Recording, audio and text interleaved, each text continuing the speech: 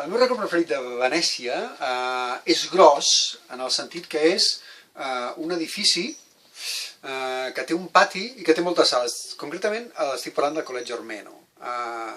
El Collegio Armeno és una cosa molt desconeguda, de fet són molt desconeguts els armenis, fins i tot per tothom, perquè avui és un poble que ha tingut una vicissió històrica molt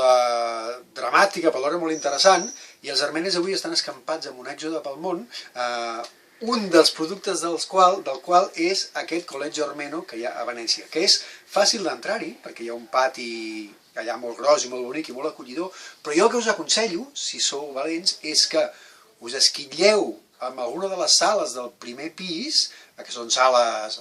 antigues, decorades, com un s'espera que siguin decorades les sales d'un palau noble de Venècia, i llavors si traieu l'aparateta aquest de música al telèfon i poseu una mica de música, feu un vals, si sou dos com a mínim, o si aneu sol, doncs ho podeu intentar també, amb aquelles sales nobles absolutament buides. És com traslladar-se de cop i volta, la música és caient, no poseu xunda-xunda, hauria de ser una mica clàssica, és com traslladar-se de cop i volta al segle XVIII. És fascinant.